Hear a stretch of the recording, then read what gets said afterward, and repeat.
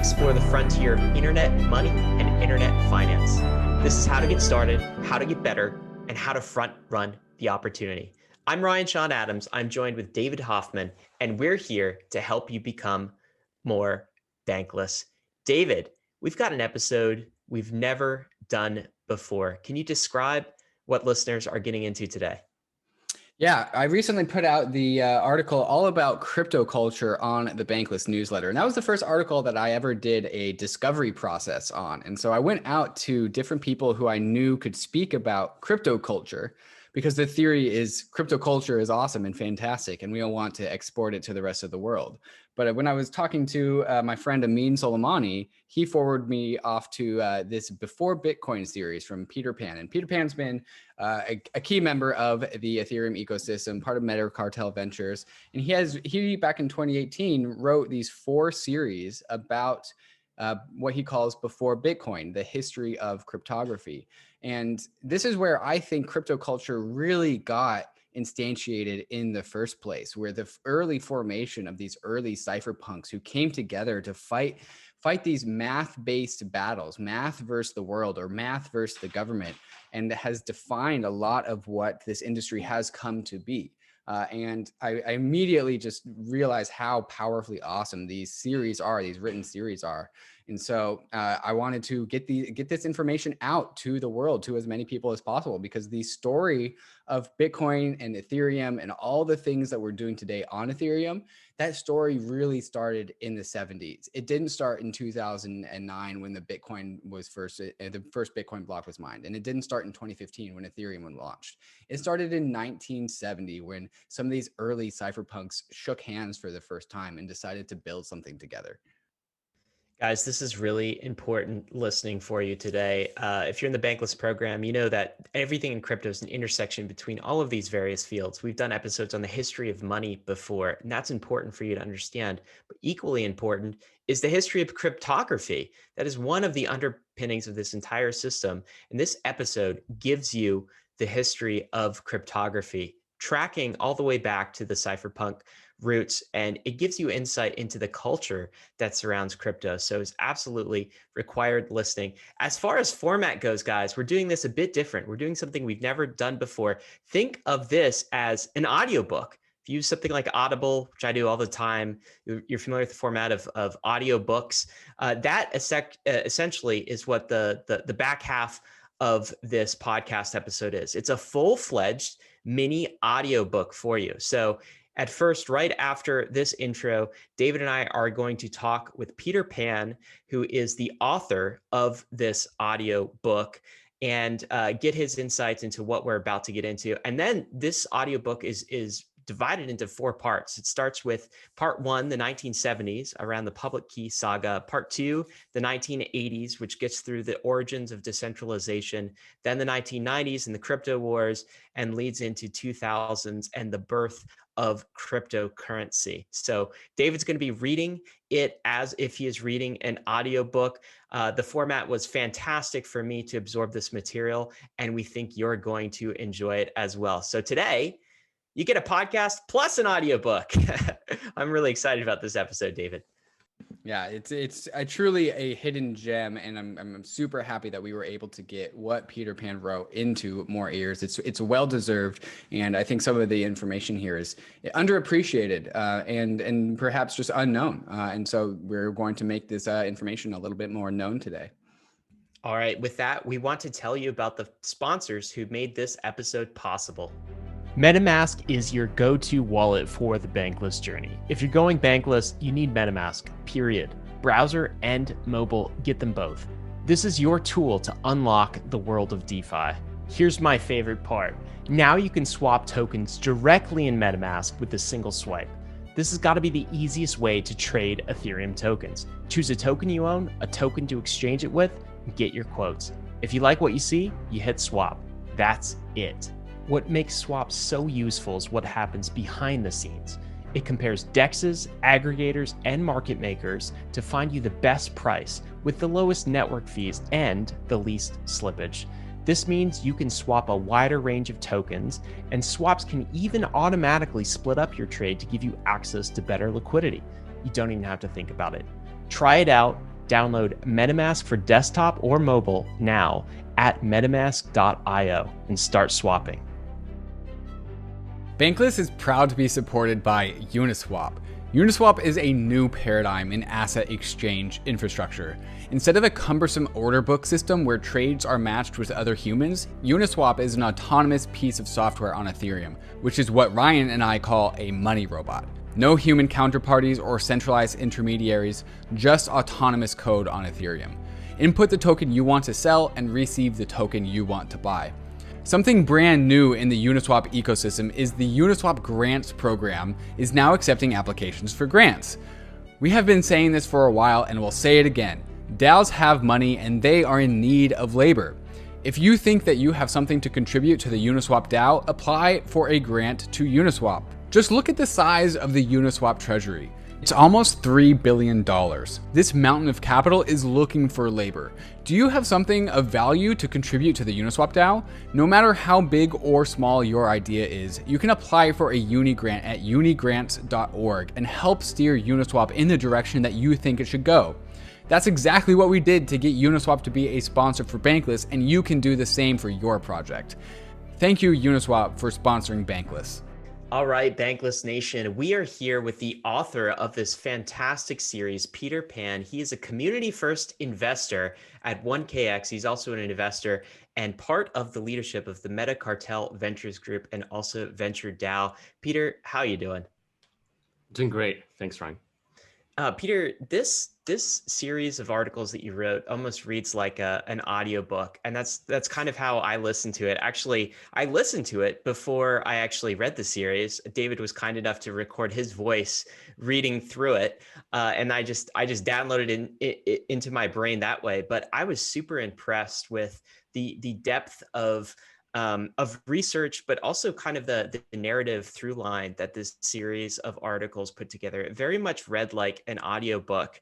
I was wondering if you could maybe start with, why did you write this piece? Yeah, good question. By the way, I'm super honored that you actually picked this up because it was just kind of floating out there, right? For a while. And it was actually one of the first things I really worked on in the crypto space.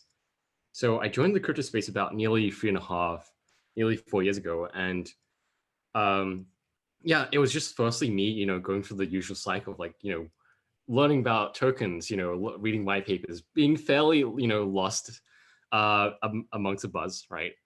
And I think it was in late 2017 where I started going to local Ethereum meetups where I was where in the first meetup, right, I ever really went to, that was run by this guy called Bucky Poobah, right? He was like the godfather of the Ethereum, Sydney Ethereum developer community. So he taught me, basic things such as what is a network? It's what is a blockchain network? What is the Ethereum blockchain network? What is Etherscan? What are private keys? And that was I think my first one was in September of 2017. And I went down the rabbit hole into learning about the technology, and I was pretty immersed by it. And I realized that, Web3 and Ethereum was going to be a very, very special, it was going to be a place of special work. It was going to be the work that was being built was important. I didn't really know how or when, right? But I knew that there was a lot of catch-up work to do. So I, quit my role as a designer late that year, and just, I kind of time blocked myself 1 year to fully dedicate myself to learning about the Ethereum ecosystem and, to get involved and just to figure stuff out and find a job in the space, right? And initially I was a designer doing user research, UX design, non-technical, don't have a computing background. So I really started to just ask questions what is the Ethereum network? Really, what is it, right? This network of computers running software across the internet. What is a computing network? What are computers themselves? What is the internet? How do you even transport information across the internet securely, right? I just slowly started asking these questions all the way until I started breaking it down to go through the different abstraction levels of from computers themselves, understanding how they communicate with each other, network layer, to understanding what is actual cryptography itself, right? To realizing it's just it's all number theory in general, right? And discrete mathematics. So I try to like really grasp and gain a brief appreciation of each layer of abstraction. And only once I did that did I realize I could really have a solid sense of where blockchains like really fit in this like, context of technology itself, right? And one of the things I also did was not only learn about the technology, like I basically, when I learn about each like piece of technology or each layer of abstraction, I also try to understand and learn about, who the people behind them, right? I generally find people much more interesting than just technology itself. And I think when I came to the part about cryptography, I did the standard reading where I went through like obviously the history of like, encryption in general, right? From the ancient times to like the modern era. And I think, it was actually when I started learning about, asymmetric key cryptography, where I realized, just slowly when I went through the history of the people involved, I realized it had really strong linkages to the cypherpunk movement and in cryptocurrency in general. I realized that, the lineage here is actually much stronger than, people may have like made it out to be. And I just like, when I did this research, it was really, unstructured. I just realized I kept rambling to people about it because I was like, I thought this was a really cool story, right? And I realized I should just start writing about this. And when I started writing about it, it was also a part of my just, kind of research process as well of like, digging through the different people involved, right? Like David Chom, like, I guess, Diffie and like Hellman, people like that. Yeah, kudos to you, Peter, for diving deep and going through the research. When we introduced you, and you have this in your Twitter tagline, we introduced you as a community first investor, right? And what you did was basically not only some kind of technical study in terms of what is cryptography and defining that, but you're almost an anthropologist in this, where you sort of track the cultural lineage of this crypto movement all the way back to where it began sometime in the 1970s. And I love how this series of articles, again, it almost reads like an audio book, is laid out where you have the 1970s and you have the 1980s and 90s and all the way up through today, and how this movement has fed into the crypto native movement, a movement that Bankless is one part of as well. So this is fantastic history. But I wondered if you could talk a little bit about the cypherpunks, because these are the heroes of the journey throughout these decades. What was the value system of the cypherpunks if we talk about this cultural lineage? What did they care about? What did they believe in?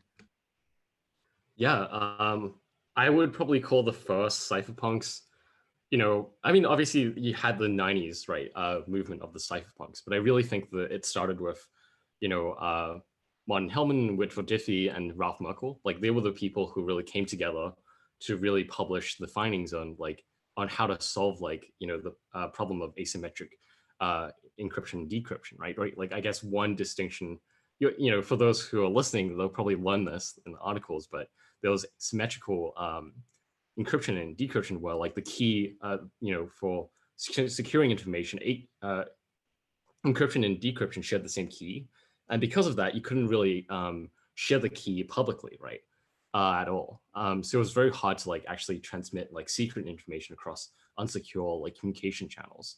The key, the not the key, but I don't want to say that, but the innovation of asymmetric key cryptography was the fact that you could actually decouple the encryption and decryption keys.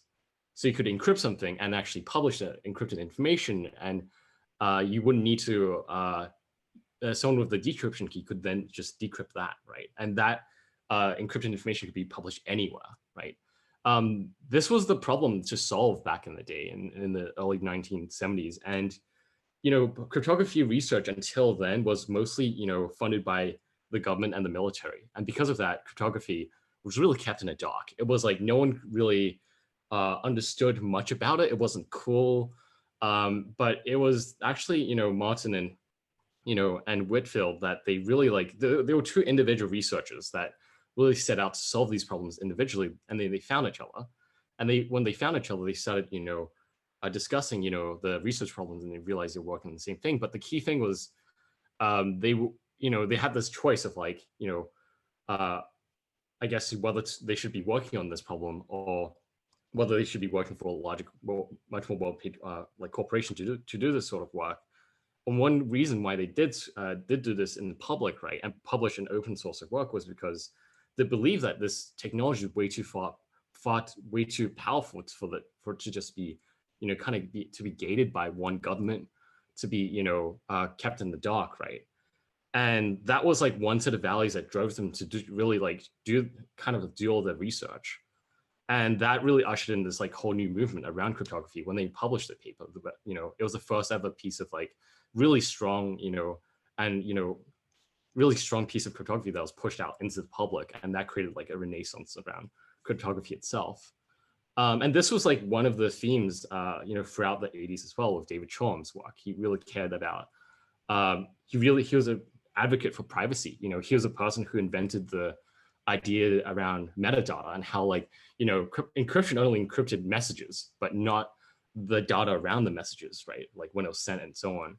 And all of these people in history who actually pushed these innovations on that, did it because they believed in something bigger than themselves. Really, they did it, for a set of values that we understand as the cypherpunk values, and which is really around, privacy, self-sovereignty on the internet, freedom, information is freedom, and so on. And I think a lot of I guess I took a lot of these learnings, and they became kind of an inspiration to a lot of my personal work in the space early on, which was like, to do something important.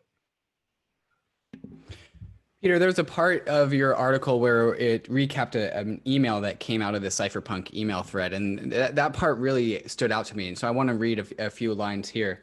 And this is just from the guy that sent out the email to everyone else, inviting all the other Cypherpunks to come and join him in a Cypherpunk meeting. And in this email, he gave out a couple of things that he believed what defined Cypherpunks. And he said, Cypherpunks know that cryptographic protocols make social structures. Cypherpunks don't care if you don't like the software they write. Cypherpunks know that software can't be destroyed. Cypherpunks know that a widely dispersed system can't be shut down. Cypherpunks will make the network safe for privacy, and cypherpunks write code. How much of these statements, which were just the statements of one man back in, I believe, the 90s, one cypherpunk, self-identified cypherpunk, two other self-identified cypherpunks, how much of these values and beliefs and definitions of what makes a cypherpunk do you think is still held true today by the cultures that surround like Bitcoin and Ethereum and open systems, right? The reason how we ended up talking about your piece is I went on this discovery process to try and figure out what crypto values actually are. And it was Amin Soleimani who focused me back to your work. And so my question here is, how has cypherpunk values become extrapolated to the communities and cultures around Bitcoin and Ethereum? It's a really good question. I think one thing about the cypherpunks that they understood was that cryptography was this like tool that could protect the, world that they created themselves on the internet, right? It gave them protection from others, created this shared environment. I think for adapted to Web3, it's all about, in Web3, we have these tools known as smart contracts which we can use to create entire new worlds, entire new economies to participate in. And I think, yeah, I do think that, it's, the cypherpunks had this, they're probably like self-identified anarchists in this sense. I think the difference here within, Ethereum or Web3 in general is that we generally see like this not so much as a tool to, purely just protect, but also to create and build and coordinate. I think this is the key thing. I do think I think James Young said something a long time ago that resonated, where it was like, the whole goal of Ethereum was to create the DAO, right? Like the DAO was actually the idea all along. And, today we have really we've realized a somewhat decent version of the original vision, right? Of like this decentralized, economy that really self-runs. But maybe instead of machines running it, we realize that you really do need these human-driven, human people-first communities that actually operate these different economies that run today. So I think instead of purely as a means of like protection, defending, I do see like Web3 as like as a means of coordination, right? I think that's a key theme. So not anarchy, but coordination instead Correct. is part of crypto's legacy now. Yeah, I would think so. Where do you want to go next, Ryan? I'll jump to this. Okay. Peter, one thing as I was listening to this that kept standing out to me was throughout the decades, this dance between the cypherpunks and the government, right? This interplay that kind of is left with us now. Crypto folks often talk about the final boss being sort of the government popping up and trying to ban crypto, ban Ethereum, ban Bitcoin, right? So far that hasn't happened, but that legacy has kind of persisted. And throughout the 70s and the 80s and the 90s and into the 2000s, there was always this dance between the power of cryptography in the hands of the people and governments who weren't sure whether they wanted this power to be propagated. It was super interesting for me to realize how much cryptography as a technology was treated as a weapon. It was on the munitions list, like banned munitions list, the same list that, missiles and nuclear weapons are on, right? Can you talk about this interplay between crypto and governments and what it kind of means for us today as we explore this new horizon in the world of crypto? Yeah, no, cryptography is definitely dangerous in itself, especially when it was closed sourced, and it was on the munitions list, mostly from World War One. Really, like that's what started. So I wouldn't say exactly that they didn't want it to be in the hands of people. I think it was just deeply misunderstood, and it was just it was by default on the munitions list, because every government in the world, right, were really competing on these like technology arms races, right? So it was a matter of like national security. But I think as like computerization really hit the US in the early 60s, and then everyone had computers and technology was really more abundant, obviously with open source. I don't even see open source as a movement, but rather as purely just like this natural process of like information freeing itself, right, through technology. As this progress really progressed, I think like this idea that information was this sort of technology information was harmful for national security was maybe it had some merit, but it was like futile in the end, right? And initially, I think in the 90s, it's just the government didn't really understand computers or internet or cryptography or information rights at all. They just like they went into computer laboratories, raided companies, and just like went through the emails. They even sent emails themselves, right, through the same computers. Like they didn't really understand any of this, and a lot of the initial decisions through the government were pretty misplaced and ignorant to a lot of extent. I would the comparison would be like, imagine today the US government would say that putting like this like vaccination data on the EOS blockchain. You'd imagine the outcry of that today. That it would be the equivalent of that maybe in the mid 90s. It's just a lot of ignorance, misinformation. But it took them like maybe a decade, from the early 90s to the late 90s, for that to really break through. And what happened was just that more and more people were educated, and slowly parts of that educated group increasingly I guess were more like people who worked in government, right? It's like always slow in terms of like this education and education of the government itself, because it's just this giant system, right? And I think it's a matter of time in general. I mean, even today you have like regulators here and there, really addressing DeFi in general. And this process generally like goes on very, very slowly until, you hit, you hit this barrier between, you kind of like, there's always moments in history where like really strong technologies like cryptography, or even perhaps, soon like DeFi, really hit the boundaries of and comprehension of like of a government's mental model of how they regulate and enforce. And usually this often needs to be settled in the court of law, right? Where like all the facts are laid out, where a lot of the educational education happens for like regulators and government. And it's a painful process, but for cryptography itself, right, it took free free court cases from the 95 to 97 for that to like really break through. And how it happened was just like, the first case I think was like this teacher who wanted to teach cryptography, to the students, and they had one international student in the classroom, right? And he was handing out CD-ROMs, right, of cryptography, right? Like, I think it was something like key exchange, protocol. And technically, he got a letter from the government saying you must cease and desist because, you're technically giving foreign nationals, like heavily regulated cryptographic information and technology. And this was like, as an educator, he was like pretty pissed off because like, why can't I educate all my students? So, and generally like, from this teacher's case against the government, to a few other cases, the natural progression of and understanding cryptography went from like, the first case was made of like cryptography is free speech, right? At least like cryptography is just math, right? So math is like free speech. You can't ban this. So you can't, it was against the First Amendment to really like ban any sort of information, right? So they, mocked the US government's, like decision, like by printing out like cryptographic protocols as books, right? You can't, ban books.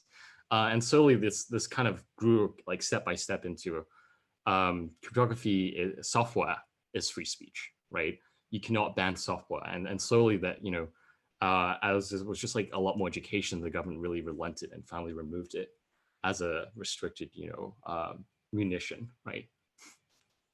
I do agree that there is a lot of education that had to be done. And yet also there does seem to be some sort of conflict with those in government, at least, or those in powerful places who might be a bit more authoritarian, a bit more totalitarian. There was this move by the government to put in clipper chips, for example, which is essentially like a backdoor that you talked about to modern encryption. Of course, this didn't work out because it was easily cracked. But all of this makes me wonder about this idea of we talk about in the US and in the Constitution, there are rights protected by, the amendments and the Bill of Rights, of course. What would a digital Bill of Rights look like for society? Surely it would include something like the right to encryption for individual citizens if we were to create something like that. There does seem, at least in free societies, to be sort of an education process whereby, like, once governments understand the benefits to individuals of this technology, they get on board because freedom of speech is a protected right. Although encryption itself is kind of anti-authoritarian societies or anti-governments that would seek, or powerful individuals who would seek to oppress the people. So there's also this kind of conflict. Do you see a little bit of that in the legacy the cypherpunks left us? Yeah, for sure. I mean, cryptography was math, and you can't stop math, right? It's no like human written law could ever stop that, right? So it was almost like the government's tried to ban a few stupid things in the past as well, like banning alcohol probation, right? Like that was never going to work. Even like the war on drugs, right? Arguably there's like like kind of issues there, and I guess yeah, I don't understand the government very well in general. I don't think too many people do. But yeah, I do think that there's definitely the sense that, what sort of like, I mean, I guess the US government, let's be specific here in general, they have an interest to protect the US dollar, right? To be the economic system, the reserve currency of the world. They have a direct incentive to protect that. So I do actually see like potentially this sort of like a real conflict of interest here in sort of regulating, free open like economic systems, and like also wanting to actually protect their own, right? Not saying it's a bad thing, necessarily the US dollar being a reserve currency, but it's been protected, for many means, through war, through many other things. And I definitely, could see a path where it gets ugly, right? But I also could see, like some sort of nuance. But before we finally get to some sort of resolution, there's definitely going to be like a period of time where the worlds do clash, and that's going to need to be resolved one way or another. Peter, we're about to send Bankless listeners into over an hour and a half of me reading your series. And so as people gear up for that and get ready for that, what would you hope would be the takeaways for people who are going through each one of these parts? There's 4 parts, and they're all combined together. What should listeners really be pondering or thinking about while they are hearing this, and what do you hope that they take away when they are finished? I would say think about why you're in the space, and how you want to contribute to it. One way this sort of like process of writing this series really affected me was it made me really think hard about what I was going to leave behind in many senses, right? And it pushed me to do work that I felt like, I guess, that everyone else did and that I wrote about, right? Like, I kind of like stopped thinking. I think I had this mental model before I wrote about the series. It's just like, to do big things, you have to like go change the world and things like that. But I realized, it just, the innovation really happens in a huge wave. And, from the outside, it seems like this, a heroic kind of quest to change things. But in reality, it's just a lot of really, smart driven people pushing things one step at a time. And, to do something important, all you need to do is just help progress the space one step at a time yourself, right? So like figure out what step that is you can actually contribute to. Well, Peter, once again, thank you for writing this piece. And as soon as I stumbled upon it, well, once again, Peter, thank you for writing this piece. And as soon as I stumbled upon it, I actually started just hitting record before I had even read it, because I knew that it was going to be something that I wanted to get out to as many people as possible. And so again, thank you for writing it in the original. Here we go. And so thank you for originally writing it and putting it together to make sure that this information can actually get out the door. What would you say, Peter, before listeners get into it, what would you say is the legacy of the Cypherpunks, and is that legacy still alive today? Absolutely. Exists everywhere. And the hashes that, we create today, for our transactions, it's everywhere. So for the organizations we call DAOs today, right? These were imagined long time before. And yeah, we're the ones who are now executing upon those like ideas. All right, Bankless Nation, let's go into exactly what those ideas are and where they got formed. And so we bring you Before Bitcoin by Peter Pan. But first, we have to talk about some of these fantastic sponsors that make this show possible. Balancer is DeFi's most powerful automated market maker. Typical AMMs just have 2 tokens inside of one liquidity pool, which can lead to fractured liquidity across the many pairs in DeFi. With Balancer, you can access the full power of multiple tokens inside of one single AMM, which unlocks an entirely new playing field of possibility. This makes Balancer an awesome building block for so many different use cases. Balancer pools can make asset indexes, but instead of paying fees to portfolio managers, Balancer lets you collect fees from traders who use your portfolio for liquidity. Additionally, Balancer smart pools can be programmed to have properties that change according to predetermined rules, such as changing the swap fee based on market conditions, or even liquidity bootstrapping pools, which can help you launch and distribute your token with day one liquidity. At Bankless, we used a liquidity bootstrapping pool to sell our BAP t-shirts to much success. Balancer V2 brings powerful new features that makes your money work even harder for you. In V2, idle tokens are capable of generating yield in DeFi without sacrificing liquidity in the pool. To top things off, Balancer is reimbursing all gas costs with BAL rewards, meaning that all your gas costs are returned to your wallet with the Balancer governance token. Balancer's mission is to become the primary source of liquidity in DeFi by providing the most flexible and powerful platform for asset management and decentralized exchange. Dive into the Balancer pools at pools.balancer.exchange. Gemini is the world's most trusted cryptocurrency exchange. I've been a customer of Gemini since I first got into crypto in 2017, and it's been my main exchange of choice to make my crypto buys and sells. Gemini is available in all 50 states and in over 50 countries worldwide, and on Gemini there are markets for over 30 various different crypto assets, including many of the hot DeFi tokens, and it's one of the few exchanges that has liquid DAI markets. Gemini just launched their Earn program, where you can earn up to 7.4% interest on 26 various crypto assets. If you're tired of paying fees in DeFi, or you don't want to worry about DeFi exploits, but you still want to earn interest on your crypto assets, Gemini Earn is the product for you. Another product I'm stoked to get my hands on is the Gemini Crypto Back Credit Card, which gives you 3% cash back on all of your purchases, but paid to you in your preferred crypto asset. When I get my Gemini credit card, I'm going to make sure that I get my cash back in ETH. So whenever I buy something, I get a little bit of ETH bonus back to me at the same time. You can open up a free account in under 3 minutes at gemini.com/gobankless. And if you trade more than $100 within the first 30 days after sign up, you'll be gifted a free $15 Bitcoin bonus. Check them out at gemini.com/gobankless. Before Bitcoin, Part 1, the 70s, the public key saga. If you ask people, where does Bitcoin or cryptocurrency come from, you will get many different answers. And if they are right, they will likely be vague jabs at the truth.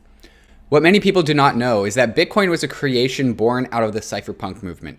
Originated during the 70s but formed in the 90s, it fought the US government's injustices surrounding digital freedom and pioneered modern rights to personal privacy.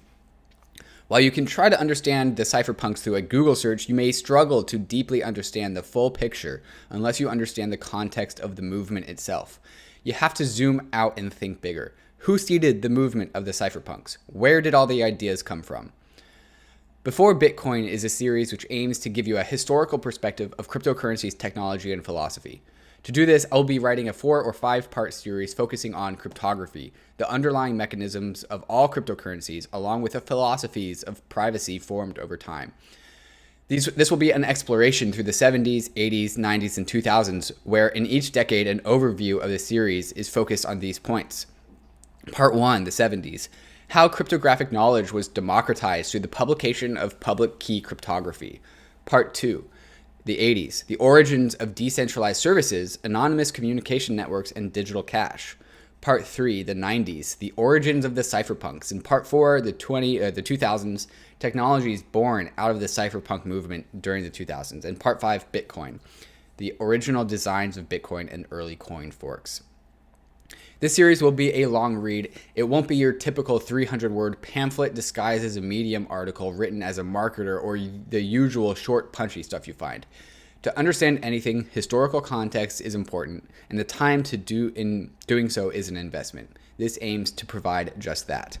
Introduction. So, we want to understand cryptocurrency and its history. Where do we start? I want to kick things off by first talking about the 70s and the creation of public key cryptography. While you might groan at a dusty black and white image of the 70s, just like I did when I first researched cryptography, I didn't realize how important this decade was. Until the 70s, cryptography was mostly used by the military to secure communications. Research was mostly conducted by intelligence agencies, GCHQ, NSA, or licensed research labs operating by enterprises such as IBM.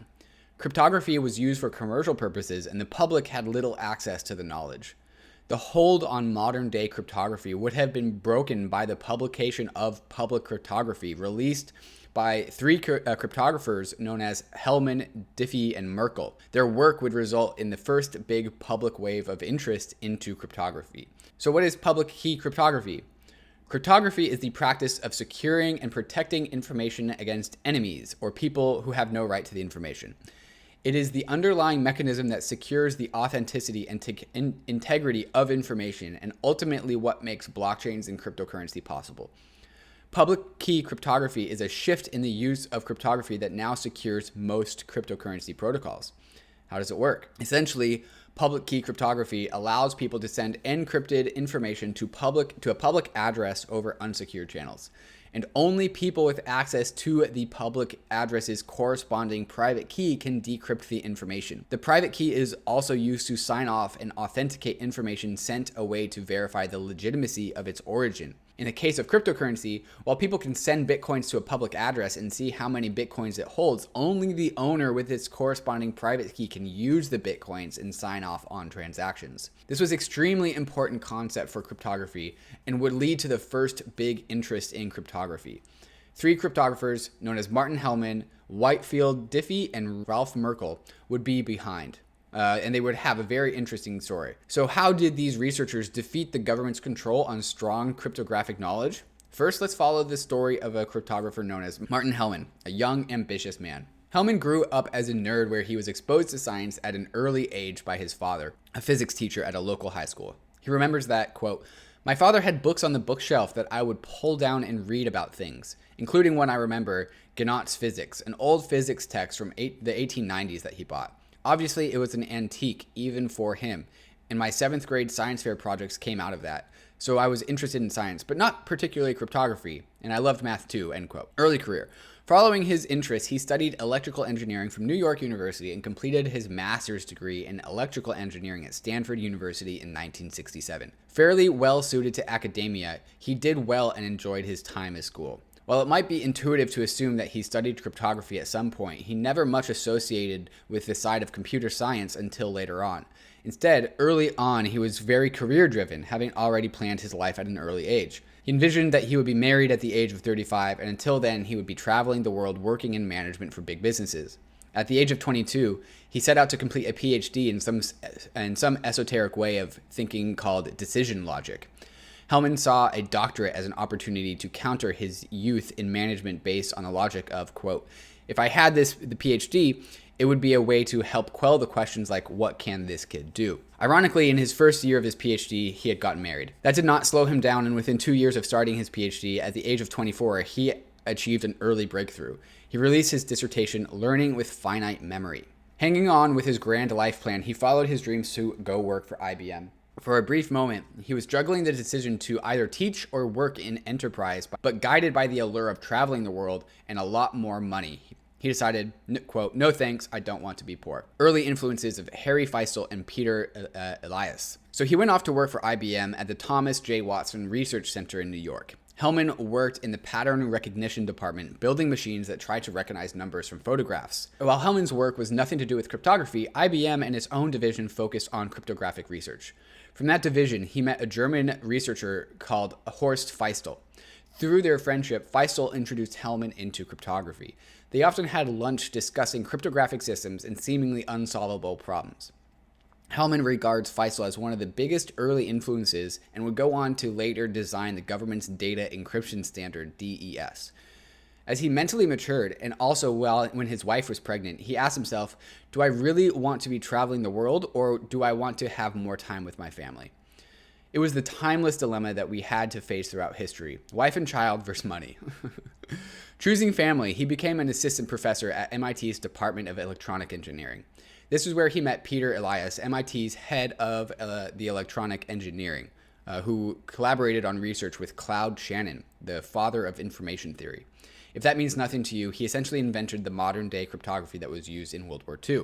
After meeting, Peter gave Hellman a copy of Shannon's landmark paper, A Mathematical Theory of Communication. That paper is from 1948. This was another major influence of Hellman that shaped his mathematical understanding of cryptography. He became good friends with Elias, which over time deepened his fascinations and knowledge of cryptography. Hellman regarded Elias as being another pivotal part of his education into cryptographic philosophy. Pursuing research. In 1971, Hellman returned to Stanford, this time as an assistant professor. While he continued to work on decision-making research, by the end of 1971, he had started to pursue cryptographic research. His colleagues and friends at Stanford did not support his decision to do so. They told me I was crazy, Hellman said. The funny thing was, he didn't exactly disagree with their sentiment. A quote from Hellman. How could I hope to discover anything that the National Security Agency, which is the primary American code-making, code-breaking agency, didn't already know? And they had classified everything so highly that if we came up with anything good, they'd classify it. But driven by his intellectual fascination and previous experience with the influences at IBM and MIT, he believed that cryptography would be of commercial importance in the future. He gave his first talk and released his first technical report on cryptography in 1973. Hellman's work soon spread and did not go unnoticed. In 1973, a researcher called Whitefield Diffie reached out to him. Whitefield Diffie, a very bored young man. In contrast to Hellman, Diffie was first introduced to cryptography early at the age of 10 years old when his father, a history professor, brought home cryptography books from a local library. He loved mathematics but hated school. Diffie was never described to have performed competently and how he never applied himself to the degree his father hoped. Diffie barely graduated. Despite his performance, he was smart enough to ace the entrance exams for MIT. Studying mathematics there, he remembers how he tried to teach himself how to program, but thought of it as very low-class work. Overall, he was pretty bored and instead spent most of his time studying pure mathematics, skimming day jobs to work on AI and the code breakers. Just when he graduated, the US government started to draft young men to fight in Vietnam. Machine guns and screaming Viet Cong did not particularly interest Diffie, so instead he took a job developing software and doing other, quote, low-class work. At the same time, he also started to work part-time at MIT's Project MAC's Artificial Intelligence Laboratory, run by two pretty smart people, Martin Minsky and John McCarthy. Diffie had a very strong relationship with McCarthy and learned a lot from him. Unknown to Diffie and many at that time, McCarthy would go on to later be regarded as the father of artificial intelligence, coining the term AI. Often quoted, McCarthy believed that every aspect of learning or any other feature of intelligence can, in principle, be so precisely described that a machine can be made to simulate it. He was incredibly focused on the future, believing that the conception of such intelligence will come in 5 to 500 years. Under his guidance, Diffie was exposed to his computing philosophy and developed a deep understanding of networking, electronic keys, and authentication. Diffie later followed McCarthy to Stanford to join his new AI lab. During his time at Stanford, Diffie read David Kahn's book, The Codebreakers, The Story of Secret Writing. It summarized the history of cryptography from ancient Egypt to the time of its writing and was described to have profoundly influenced him in his beliefs surrounding privacy. Compelled to pursue his own personal research of cryptography, he left SAIL, and SAIL was the organization, the AI lab in Stanford that I mentioned earlier. He left SAIL in 1973, spending the next year jumping around the country to meet and discuss cryptography with different experts. Quote, I was doing one of the things I am good at, which is digging up rare manuscripts in libraries, driving around, visiting friends at universities.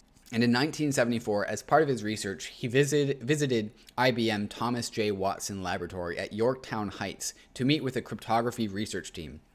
At the time, it was led by Horst Feistel, the guy who introduced cryptography to Hellman. When Diffie visited, he couldn't learn much of the work as was classified by the NSA. Instead, he was referred to Martin Hellman, a professor at Stanford University who was working on similar cryptography. Hellman meets Diffie.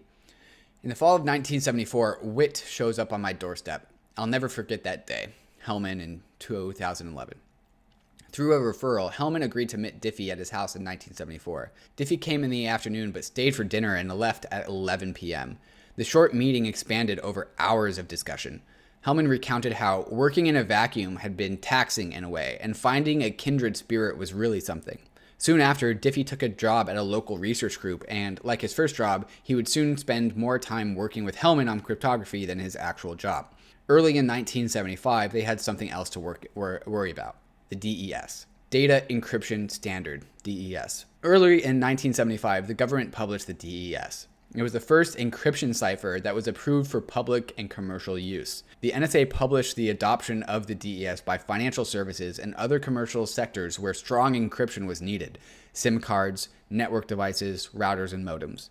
Previous to the DES, the First Amendment classified cryptography along with munitions and other items that were in military in character. You had to be licensed to handle any form of cryptography, and all work related to it was classified by the NSA. This was the first publicly approved use of such technology. How the DES was designed. The need for a national encryption cipher was released after a study conducted in 1972 by the National Bureau of Standards, now known as NIST, the National Institute of Standards and Technology. basically a shell of the NSA. They requested design proposals from research centers around the US in 1973 and 74. After running up dry the first time in 1974, IBM conceived of a cipher called Lucifer. Lucifer's design was led by IBM's very own Horst Feistel. This cipher was an improvement on previously developed cipher, but fit the design request from the NSA. Lucifer underwent an extra stage of collaboration with the NSA where they wanted to reduce the key size from 64 bits to 48 bits. On a basic level, it means needing less processing power to encrypt and decrypt. Their final decision to reduce the key size to 56 bits would later come back to bite them. Hellman and Diffie's criticisms. Hellman and Diffie initially embraced the DES with open arms as they saw it as a huge step forward bringing cryptography into the public view. But as they looked closer, they foresaw how the shortened key length was vulnerable to brute force attacks. But more importantly, amongst the research circles, the IBM team accused the NSA of tampering with the cipher. After the cipher was sent to Washington for approval, it was returned with an altered S box, the part of a cipher that returns plain text into ciphertext. During the 70s, there was a general sense of distrust about the government. This wariness stemmed from a period after World War II. Learning from the control of totalitarian governments, the USSR, Nazi Germany, the public was vigilant against the intrusion by the government. The public fears were reflected in Orwell's 1984 and other popular texts that explored government surveillance, control of society, and personal freedom. This sentiment continued into the 60s, where the decades was rocked by the assassination of JFK, the Cuban Missile Crisis, and the socio-political movements such as the Black rights and gay rights movements. In the 1970s, this was exacerbated by the Watergate incident in 1972, which was a controversy surrounding President Nixon's authorized bugging of the Democratic National Committee headquarters in Washington, D.C. To the public, their fears were slowly but surely manifesting before their eyes. People believed that the NSA had built a cipher which they could bypass themselves. Merkel, the kid who knew nothing. Soon after the release of the DES, Hellman and Diffie released a technical paper called Multi-User Cryptographic Techniques, and they soon learned of Ralph Merkel, a young 23-year-old computer science student from Berkeley. Hellman was 30 years old at the time, and Diffie was only 1 year older. Merkel's puzzles. Before meeting Hellman and Diffie, Merkel had already been working on his early concept of public key encryption, which would later be known as Merkel's puzzles. He started working on his ideas during his computer science course CS244, where he stumbled across the riddle, how do you reestablish secure communications when a hostile enemy already knows everything? He needed to complete a personal project for the course, and this seemed perfect for him to develop his ideas. When I thought about how you can possibly establish security when everything is known to the eavesdropper and the eavesdropper can listen in on communications, how can you possibly establish security? So my first thought was, it doesn't look like you can, so I'll try and prove that it's impossible. So I tried to prove that you couldn't establish security, and I tried, and I failed miserably. Then I thought about it some more, and I said, well, if I can't prove that you can't do it, I'll turn around and try and figure out a method to do it.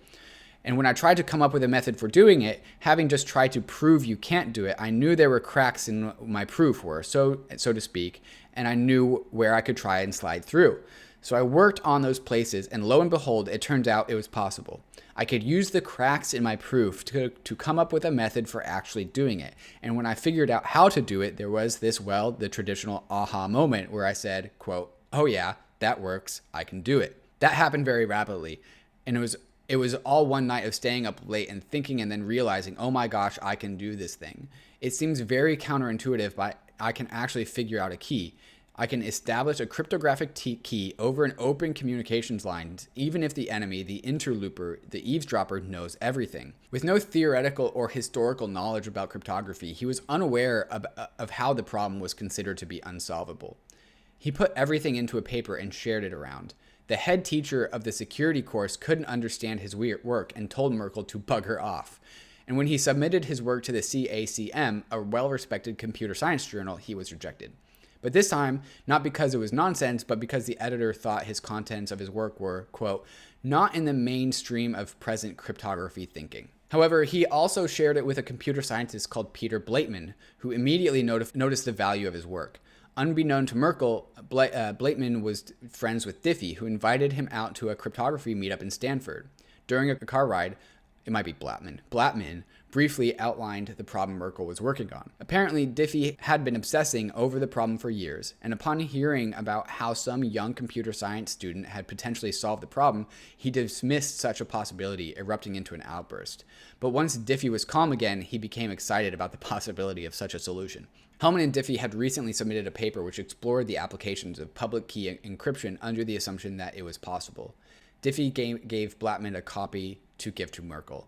Quote, "There are these guys at Stanford who talk just like you." After reading their work, Merkle sent over his paper. When the other two had read it, they completely shifted their way of thinking. Despite Merkle's youth and complete lack of cryptographic knowledge, his creativity had solved the public key distribution problem. This young 23-year-old managed to achieve what academics had strived to do for years. But Hellman and Diffie found his solution inefficient. With their cryptographic understanding, they had found a far more compact solution to the key distribution problem and came up with a new iteration of public key cryptography. Soon their concepts would be formulated into a paper that would be known as New Directions in Cryptography. Following their collaboration, Merkle left for Stanford, taking up Hellman's invitation to work under him as a PhD student. New Directions in Cryptography. In November 1976, the paper New Directions in Cryptography was released.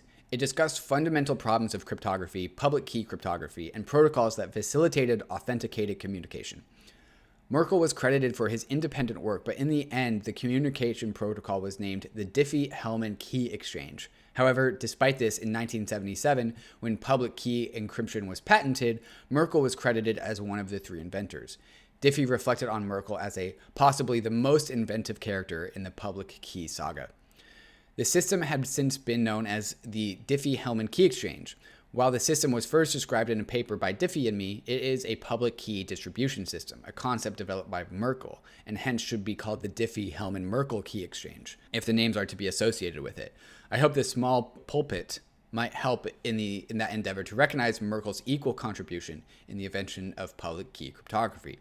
Martin Hellman, 2002. The concepts discussed in the paper are used to design and secure blockchains we use today. One of their purposes of the paper, noted at the end, was to, quote, "inspire others to work in this fascinating area in which participation has been discouraged in the recent past by a nearly total government monopoly." It's a quote from the paper, New Directions in Cryptography. For the time, the public had access to powerful encryption technology. Their work broke the control on cryptographic knowledge. Fueled by the growing distrust of the government's DES cipher, the technology in the paper enabled the first big wave of public interest in cryptography and encryption. It was later revealed that Hellman, Diffie, and Merkle were not the first conceivers of public key cryptography. A form of it was initially created and applied to an algorithm by researchers from Great Britain's intelligence agency, GCHQ, and while the NSA had access to this, it was all classified and remained in the dark untouched. Now, imagine if these three never published public key encryption. Our world potentially might be very different. Hellman, Diffie, and Merkle's publication managed to incite a new wave of innovation that would last for decades, whereas governmental agencies kept their findings behind closed doors. This contrast very much highlights the importance of open collaborative work within cryptography, but also other sciences. Fittingly, in the line of the first paper, it had begun with, "We stand today on the brink of a revolution in cryptography." While Hellman and Diffie continued to work on cryptography, Merkle was the one that continued to excel. Spending the rest of the 70s as a student of Hellman and Diffie, Merkle continued to impact cryptography in the 80s, later going on to invent cryptographic hashing. Closing statement for this part of the series. These three cryptographers would break down the barrier for cryptography. A cryptographer known in the 80s, known as David Chaum, would go on to directly build upon their work and conceptualize the need for autonomous communications, payments, and ultimately the need for decentralized services. Chaum's work, however, would only be made possible through the dedication of Hellman, Diffie, and Merkle. Continuing on from the 70s. The story of decentralization picks up right after the publication of public key cryptography, beginning with a computer science student called David Chaum. Like Ralph Merkle, he was also from the University of California, Berkeley. As a graduate student, he recently learned about cryptography in the late 70s through the paper New Directions in Cryptography, 1976. This was Martin Hellman's, Whitfield Diffie's, and Ralph Merkle's publication on public key cryptography. Chaum was not alone in his discovery of cryptography. At that time, the San Francisco Bay Area was becoming the world's leader in technology through the local presence of Apple, Intel, and Hewlett-Packard. The money and excitement attracted international tech talent. When the paper New Directions in Cryptography was released, interest in cryptography spread like wildfire amongst scientists, academics, researchers, and engineers. After about a decade of dishing it out between Microsoft and Apple, the 70s personal computing boom was tapering off. Star Wars 4 had just come out in 1977, and the concept of the internet had started to turn heads worldwide. The world was moving towards a digital future, and the tech wasn't the only thing reflecting it. It was a newly found sense of fascination and romanticism revolving around computers, robotics, and technology. Apple's record-breaking IPO of $1.3 billion would later pour fuel into the impending software boom and set Silicon Alley for success for the next 30 years. Being part of the first new wave of interest into cryptography, Chom naturally looked into it through his natural aptitude for breaking things. While having little about his early life and personal details online, he shared hints of where his natural curiosity for technology had come from. While all others were playing in the sun, Chom recounts how he spent most of his childhood breaking locks and playing with safes. He was from a wealthy family and had access to a computer early on. And like many modern-day teenagers, he spent his adolescent years staring at a computer screen. But instead of YouTube and Facebook, he spent time trying to break computer systems and cracking passwords. Being part of the first generation that grew up using computers, technology was natural to him. But so was his hacker paranoia. Having broke and exploited seemingly secure systems, Chom had likely developed a sense of cynicism about most technologies. Having that instinct as he studied cryptography, he saw an aspect that was of cryptography that was overlooked: metadata, the traffic analysis problem. While public key encryption conceptually solved the problem of encrypted messages, Chom thought it was only one piece of the puzzle. He knew that encryption did not necessarily mean secure. He saw the unprotected data around protected messages of who converses with who and when they converse as a risk to personal privacy. With this information, he knew that people could theoretically be identified and tracked. Completing his graduate studies at the time, he decided to write his research paper on the traffic analysis problem. How do you keep secret the knowledge of who converses with who and when they converse? He graduated in 1979, releasing his first major cryptography paper, Untraceable Electronic Mail, Return Addresses, and Digital Signatures. While initially released in 1979, it was only later published in 1981. Citing the Hellman, Diffie, and Merkel's work of New Directions in Cryptography, in the paper, Chom outlines the risk of personal privacy and provides the blueprint of an anonymous mailing protocol using something known as a mixed network. His protocol protected the identity of the messengers as well as the time of the message being sent. How do mixed networks work? A mixed network is a network made up of nodes that use public key cryptography to authenticate messages. These nodes send information to each other to mix up the original sender's identity and timing of messages. The message addresses was important as it could be used to identify the origins of the message.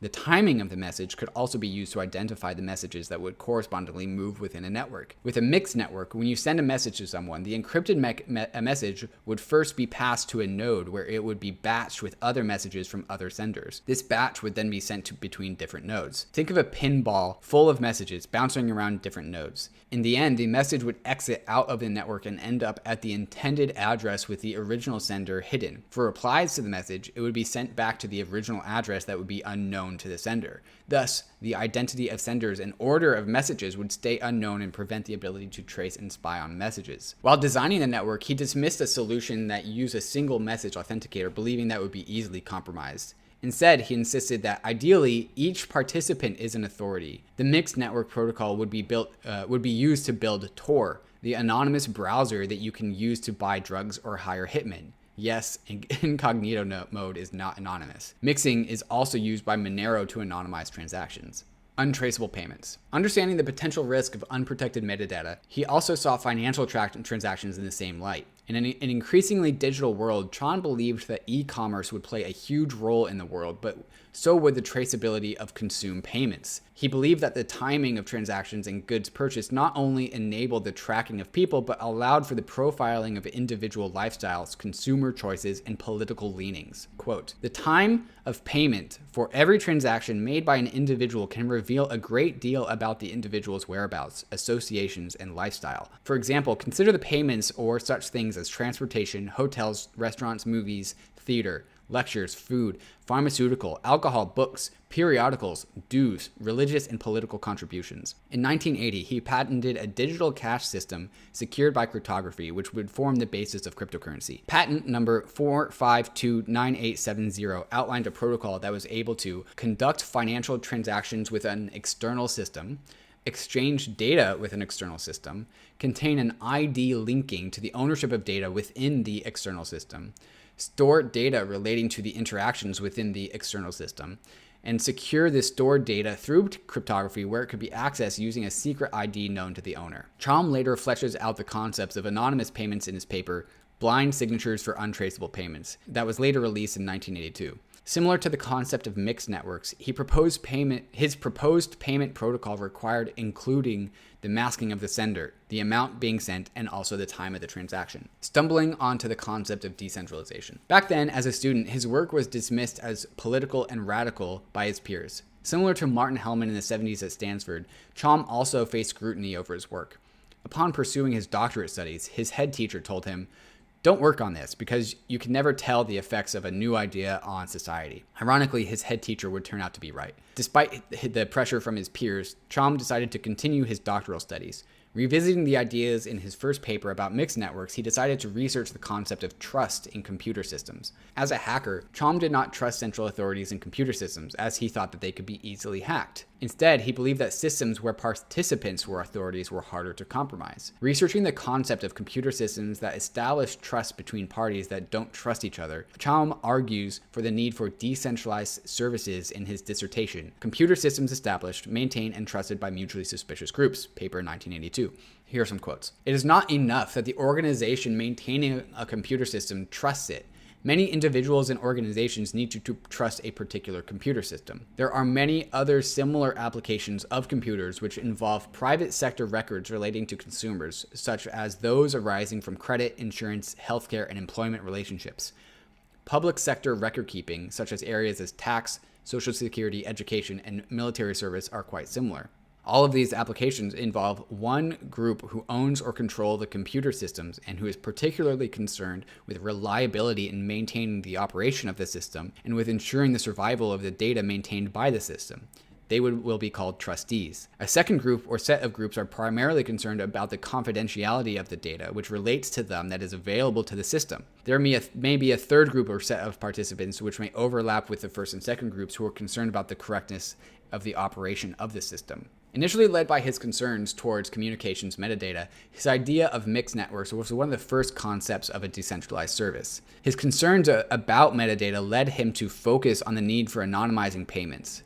While Chom was focused on personal privacy after having looked over his work and how he presents the concepts of decentralization, I personally don't think he understood the magnitude and importance of decentralization at that time. Chom presents decentralized services as a means of solving certain conflicts of interest between consumers and businesses in certain application aspects. Rather than how it is portrayed in today's world as a socio-political movement, decentralization in his paper was first presented as an economical solution for businesses. Graduating in 1982, Chom decided to continue his research on cryptography. As the decade continued, Chom's ideas had started to mature and a vision of the future had started to form inside of his head. Watching the growth of computing explode faster than anyone ever predicted, Chom was worried. Chom's warning to the world in 1985. Computerization is robbing individuals of the ability to monitor and control the ways of information about them is used. Already, public and private sector organizations acquire extensive personal information and exchange it amongst themselves. Individuals have no way of knowing if this information is inaccurate, outdated, or otherwise inappropriate.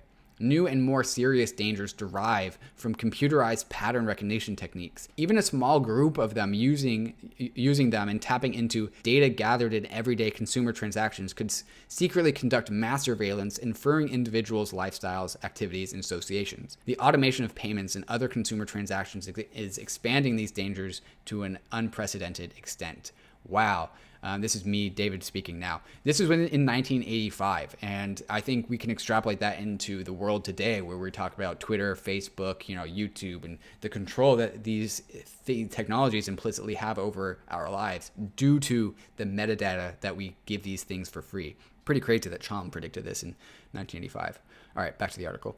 Acknowledging Orwell's dystopian world with the paper's title, it talks about the dangers of using data that was building up around computing systems. Chom warned of this continuing trend of computerization, which would render society open to exploitation and mass surveillance. He also argued that surveillance might significantly chill individual participation and expression in group and public life. The inadequate security and the accumulation of personally identifiable records, moreover, pose national vulnerabilities. Information service providers and other major interests, for example, could retain control over various information and media distribution channels, while synergistically consolidating their position with sophisticated marketing techniques that rely on gathering far-reaching information about consumers. The main body of his paper summarizes a decentralized economy based on his previous research into the decentralization of messaging and payments. Despite his ideas being previously fragmented, he then knew the true importance of his ideas surrounding decentralized services. Seeing the future that the world was moving towards, he was acutely aware of the crossroads which lay before society. Chom understood that the decision of the internet's architecture would have enduring social and political consequences. Projecting the vision of two futures, one built with the current technology and one built with decentralized services, he saw that the two approaches appear to hold quite different answers. A quote from Chom. Large-scale automated transaction systems are imminent. As the initial choice for the architecture gathers economic and social momentum, it becomes increasingly difficult to reverse. Whichever approach prevails, it will likely have a profound and enduring impact on economic freedom, democracy, and our informational rights. So what is decentralization?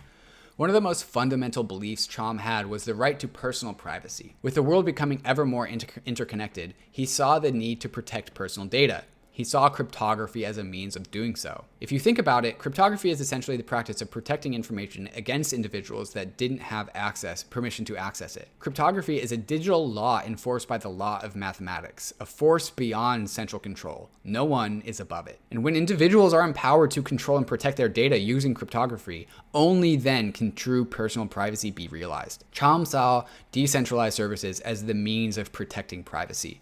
Enabled and secured using cryptography, it is something outside centralized control. Hence, this is why decentralized systems are trusted. He could believe in the math. He did not trust governments and companies. Sounds like a nutcase, right? Here is the author, Peter, putting in an image of the Edward Snowden leak from 2014, where the title is, Edward Snowden Leaks That Exposed U.S. Spy Program. I mean, we all know the implication of this. There's a lot of images here. I'm just going to scroll through them.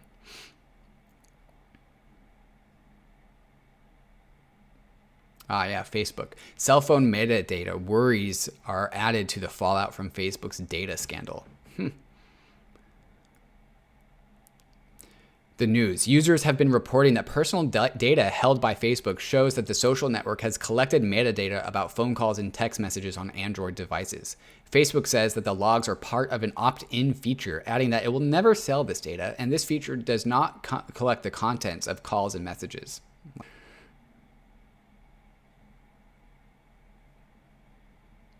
Yes, and then the final picture is Cambridge Analytica, a individual, I believe he was the president of it, could be wrong, giving a presentation where the title of the presentation is called The Power of Big Data and Psychographics in the Electoral Process.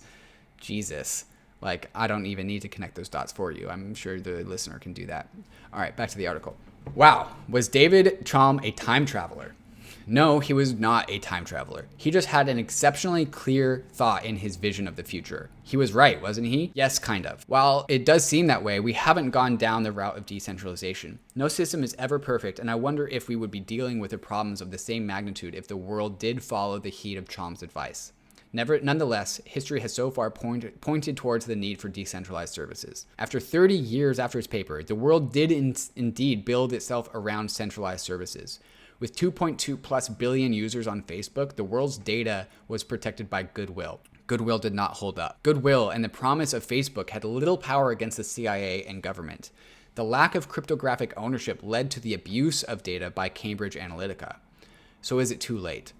While the internet might have taken a wrong turn, nothing points to the fact that things are too late to change. That's what history is full of. Evolutions in culture, technology, and society. The world will always be moving. The question is just where. After the 80s, Chom spent the rest of the decade researching cryptography, and by 1988 had moved into the Netherlands, starting his own research group. And after a decade of research, he would finally act on his vision of a decentralized world. He founded his company DigiCash in 1990 and then created eCash, the world's first digital cash system. Gaining worldwide attention, many cryptographers interned and worked for DigiCash, including Hal Finney, Nick Szabo, and Eric Hughes, one of the founders of the Cypherpunks, a movement that would be explored in the next part of the series. DigiCash would experience highs and lows, rejecting a $180 million acquisition from Microsoft, only to declare bankruptcy a while later. If you want to read more about DigiCash, there is a link in the article. By the end of the 1980s, Chom had become one of the most well-regarded cryptographers in the world. Chom was one of the people who knew where the world was going. He understood things that others didn't. Deciding to focus on building a company, he would leave behind the seeds that would ultimately bloom into the 90s cypherpunk movement. This movement would go on to stand for the liberty and the fight against governmental injustices of the 90s. Do you remember what the head of the teacher said to Chom back when he was still a student at Berkeley? Don't work on this, because you can never tell the effects of a new idea on society. All right, that is the end of part 2. On to part 3. Continuing on from the 80s.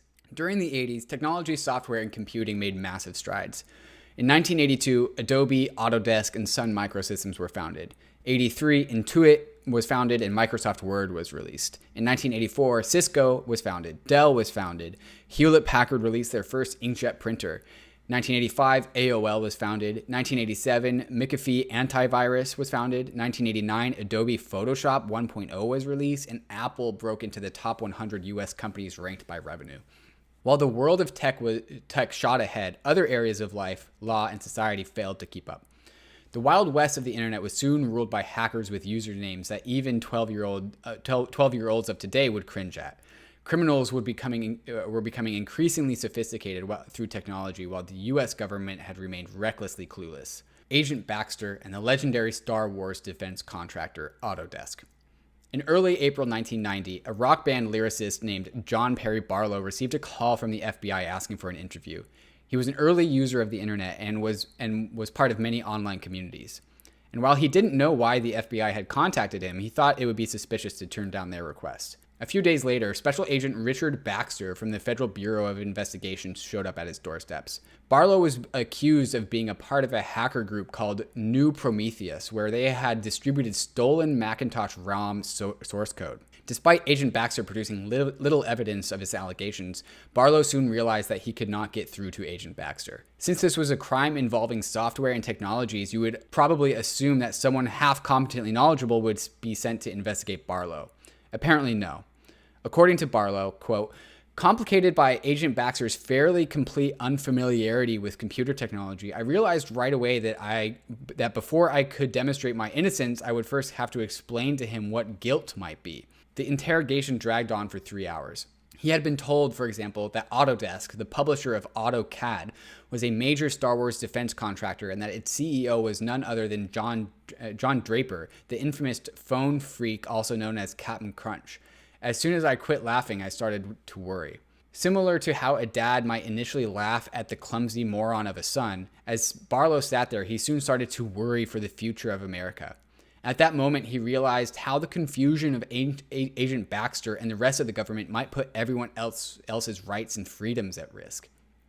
After 3 hours of beating a dead horse, Special Agent Richard Baxter had let him go. Barlow posted his experience onto Well, the first online community forum. Created in 1985, it was where the hipsters of yesterday hung out. Not long after, he was contacted by another member who had a similar experience. That member was Mitch Caper, a software kingpin of the 80s. He was the founder of Lotus, a company that made note-taking software and had, in the last decade, released its first spreadsheet software. Lotus would later be acquired by IBM for $3.5 billion in 1990.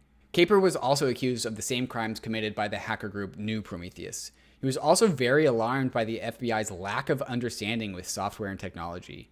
If the authorities didn't understand it, how could they respect the rights that come with it? Within a week, Caper had flown out to meet with Barlow.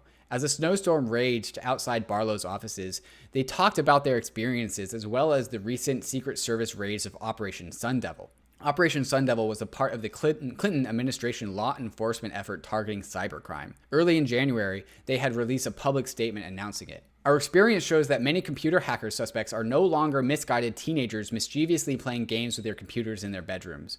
Some are now high-tech computer operators using computers to engage in unlawful conduct. The right of the people to be secure in their persons, houses, papers, and effects against unreliable searches and seizures shall not be violated, and no warrant shall be issued but upon probable cause, not without support by oath or affirmation, and particularly describing the place to be searched and the persons or things to be seized. This roughly translates into, to fight crime, we can now do anything we want, but hey, we will try to not violate and abuse anyone. One of the first targets of Operation Sun Devil were a hacker group known as the Legion of Doom. And soon after, the members known as Acid Freak, Fiber Optic, and Scorpion were raided. Accused of hacking phone systems, the Secret Service kicked down the doors and turned their house upside down. The computers were confiscated along with books, notes, telephones, audio tapes, and other suspicious electronic equipment. Barely 18 years old and still living at home, their families were also subject to police treatment. Near the end of their discussion, Barlow and Caper, they both realized that the complete overstep of their civil rights and knew that something needed to be done to defend them. The beginning of the Electronic Frontier Foundation. Wealthy from his ventures, he agreed to cover all legal costs and defend the hacker's case. Within a week, Barlow and Caper were in New York setting up the legal team for the three teenagers. They decided to work with RBSKL, Rabinowitz, Budin, Standard, Krinsky, and Lieberman, the law firm renowned for defending civil liberties. The day after, Acid Freak, Fiber Optic, and Scorpion would walk into RBSKL's chamber to become the first cyber conflict of the 90s. After doing so, a journalist reached out to follow up on Barlow's experience with the FBI. During his phone call with the journalist, Barlow happened to talk about his efforts with Caper in defending the hackers. Unexpectedly, several days later, the newspaper headlined, "Lotus Founder Defends Hackers." The headline stormed the public and soon went viral. Steve Wozniak, the co-founder of Apple, reached out and jumped on board as an advisor, agreeing to give unlimited funding to the legal efforts of Caper and Barlow. Alongside Wozniak, they were joined by John Gilmore, a tech entrepreneur. Gilmore was known as a troublemaker with a hobby that included annoying the NSA. Just the year before, in 1989, he had leaked an NSA-banned cryptography paper. During his career as a self-taught programmer and Sun Microsystems' fifth employee, he was known to, quote, never take on a job unless he was convinced it was the right thing to do. Being rich from Sun Microsystems stock options, he spent the latter half of the 1980s hosting the alt forums, known for being a place where anarchists, lunatics, and terrorists hung out. More recently, in 1989, he started up a company called Cygnus Support to pursue his passions: freedom of speech, freedom of software, and freedom of encryption. As an anarchist and freedom fighter, the group of Barlow and Gilmore represented what he believed in. Soon after the publicity, they learned of the raiding of Steve Jackson Games. Similar to the three hackers, the game company had their whole office confiscated by the Secret Service. At the time, Steve Jackson Games was making a video game titled Cypherpunk, which the CIA believed to be a handbook for computer crime. The Secret Service looked into all their emails and had even deleted many as reported by the company. The Secret Service was recklessly out of control and had no concept of digital rights. On the 8th of June 1990, Barlow released his iconic paper, Crime and Puzzlement. He writes about everything that had happened leading up to the involvement of Caper, Wozniak, and Gilmore in the defense of three hackers. America is entering the information age with neither laws nor metaphors for the appropriate protection and conveyance of information itself. Feeling the need for a formal organization to fight against injustices, at the end of the article, he reveals the formation of the Electronic Frontier Foundation, EFF, an organization that would raise and disperse funds for education, lobbying, and litigation in the areas relating to digital speech and the extension of the Constitution into cyberspace. Word of the EFF traveled fast, and to Barlow's surprise, he had touched upon an issue which received overwhelming levels of public acknowledgement. The Steve Jackson Games case would go on to set historical precedent and categorize electronic mail along with voice calls where a warrant was needed to gain access to them. A pretty good bill. Early in next year, in 1991, Senator Biden added an addition to Bill 266, a piece of legislation focused on anti-terrorism. The addition to the bill allowed for the government to access plain text contents of voice, data, and other communications when appropriately authorized by law. It basically meant that the government would be able to spy on all communications available at will. All forms of communication. At the time, a software engineer who was building an encryption program heard about this news. Known as Phil Zimmermann, he spent the last decade heavily involved in liberal politics as a nuclear freeze activist, and more recently started focusing on technology. He was building a tool that could allow anyone with a computer to encrypt messages and files using the RSA encryption algorithm. Considered to be of military grade, RSA had only been used commercially, but Zimmermann believed that everyone should have access to strong cryptography and the ability to communicate privately. His program was called PGP, which stood for Pretty Good Privacy, a name inspired by the grocery store known as Ralph's Pretty Good Grocery. He had been vaguely debating how he was going to make a business from PGP, but when he learned of Bill 266, he did not take the news lightly. He saw it as impending doom. The government was about to legalize spying and the exact activity his software was looking to protect against. Taking the bill as the ultimate deadline, Zimmermann rushed to get it into the hands of as many people as possible. Missing 5 mortgage payments in a row, Zimmermann said, "This is not a commercial product. It was a human rights project." And while version 1.0 was considered to be weak and poorly written, the recipe of sleep deprivation, having no money, and rush work is not an optimal one for writing software. Zimmermann released PGP in May of 1991, along with his famous article, which included the software docs, Why I Wrote PGP. If privacy is outlawed, only outlaws will have privacy. Intelligence agencies have access to good cryptographic technology. So do the big arms and drugs traffickers. So do defense contractors, oil companies, and other corporate giants. But ordinary people in grassroots political organizations mostly do not have access to affordable, military-grade public key cryptography technology, until now. PGP empowers people to take their privacy into their own hands. There's a growing social need for it.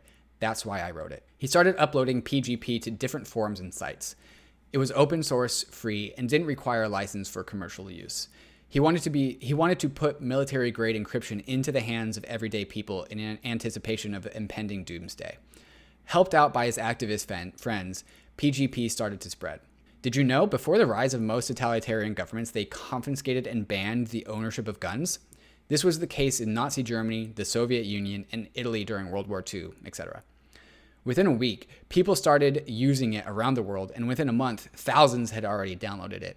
It was soon used by Burmese freedom fighters and even spread to Eastern Europe, where one person replied to Zimmermann, "If dictatorship takes over Russia, your PGP is widespread from Baltic to the Far East now and will help democratic people if necessary." However, in spite of Zimmermann's scurried efforts, civil liberty groups, including the EFF, had rallied against Senator Biden, and the addition was removed from Bill 266. It turned out that it was Biden who ultimately motivated the urgent release of PGP into the public. May and Hughes, 2 very crazy individuals. Early next year, Gilmore hosted a party in San Francisco where he invited cryptographers together to hang out and drink. That was when Eric Hughes and Timothy C. May met. Hughes was a young mathematician who had just come back from Amsterdam where he worked with David Chaum's DigiCash. May was originally a hardware engineer at Intel who had just spent the last 3 years attempting to write a non-fiction novel about David Chaum's ideas. Whilst Eric was still in his mid-20s and May was in his late 30s, they immediately connected over their equally crazy libertarian views. By chance, they were both also equally obsessed with David Chaum's work. Timothy C. May was a rugged character, having been brought up by a naval officer. He was a free-spirited libertarian from the early age of 12, where he very much enjoyed his guns. Holding a pleasantly heavy, cold metallic firearm felt liberating and empowering. In a similar fashion, while Chaum played with his locks and safes as a child, May's favorite toys were his AR-15 assault rifle and his .357 Magnum. Fittingly, May pursued a career as a hardware engineer. During the 80s, his libertarian views gravitated him towards the wild west of cyberspace and fantasized how encryption makes it easy and even safe to ignore most local laws about what can be done in cyberspace. In 1986, he read David Chaum's paper, Security Without Identification, Card Computers to Make Big Brother Obsolete, and quit his job. He wanted to write about David Chaum's ideas. Leaving Intel as an employee rich from stock options, he started to write a novel called Degrees of Freedom. May attempted to write about a world ruled by digital money and data heavens, blockchains, timestamping, and NSA surveillance. And similar to most teenagers who wrote about spy fiction, he never finished the novel. Being an engineer at heart, after 3 years of struggling as a writer, he was done with the sidelines. "I don't want to work on this stupid novel. I want to actually build this elaborate world that I was imagining."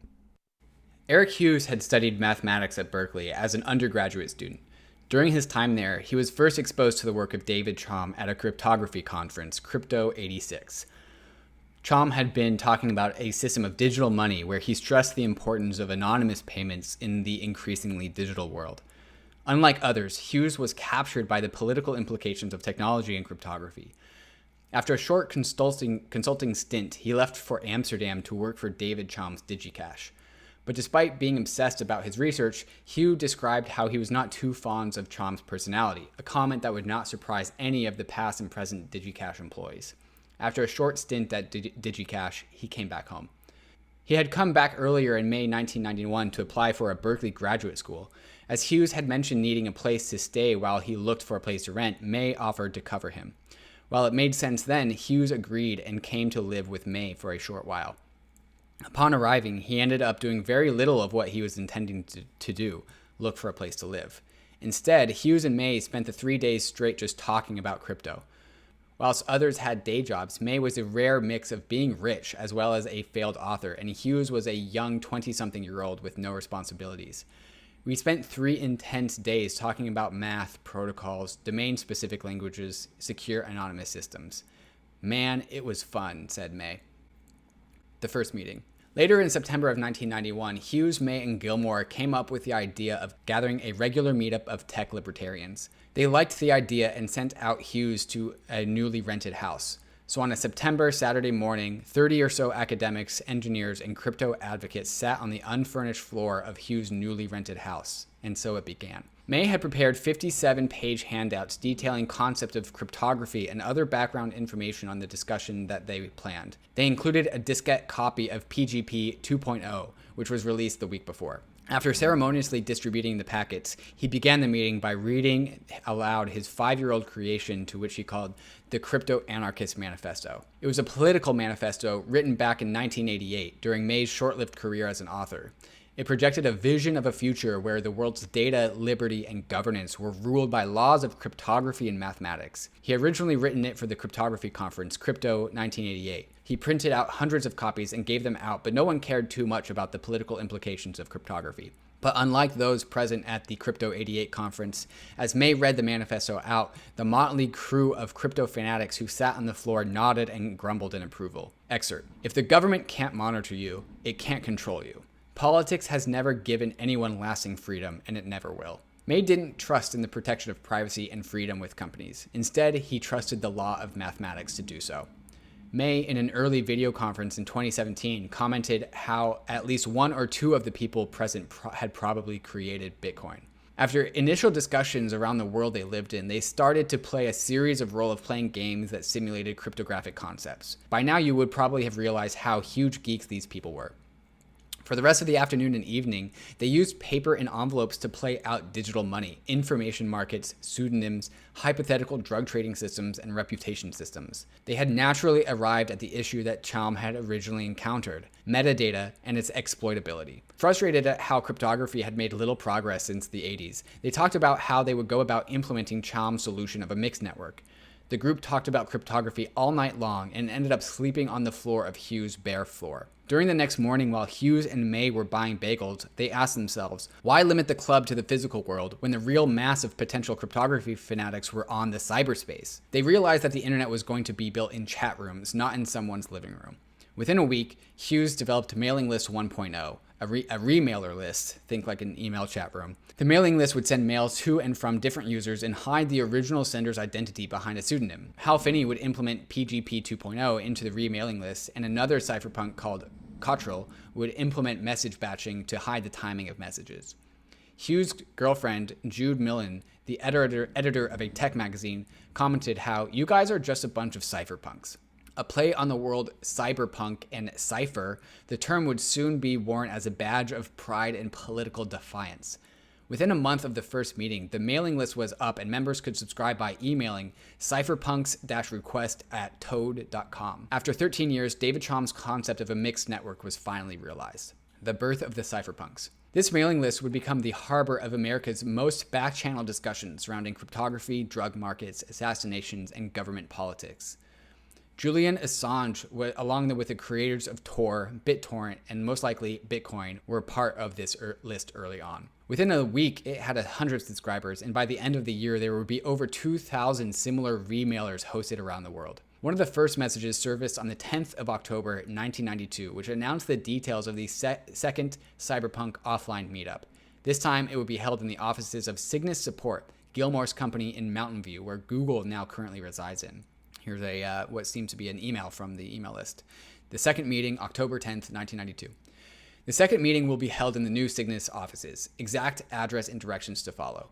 We do not have yet an exact agenda, but one should be arriving in the next few days. Please mark your calendars now and start telling your friends.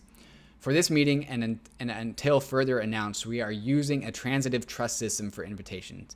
Invite anyone you want and let them invite anybody they want, and so on. The crypto anarchy game we tried out at the first meeting was a good success, as we could have hoped for from an untested idea.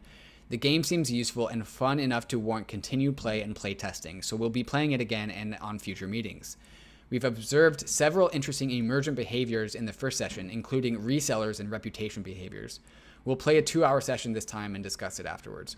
The Cypherpunks list is a forum for discussion about technological defenses for privacy in the digital domain. Cypherpunks assume privacy is a good thing and wish there were more of it. Cypherpunks acknowledge that those that want privacy must create it for themselves, not expect governments, corporations, or other large faceless organizations to grant them privacy out of beneficence. Cypherpunks know that the people have been creating their own privacy for centuries with whispers, envelopes, closed doors, and couriers.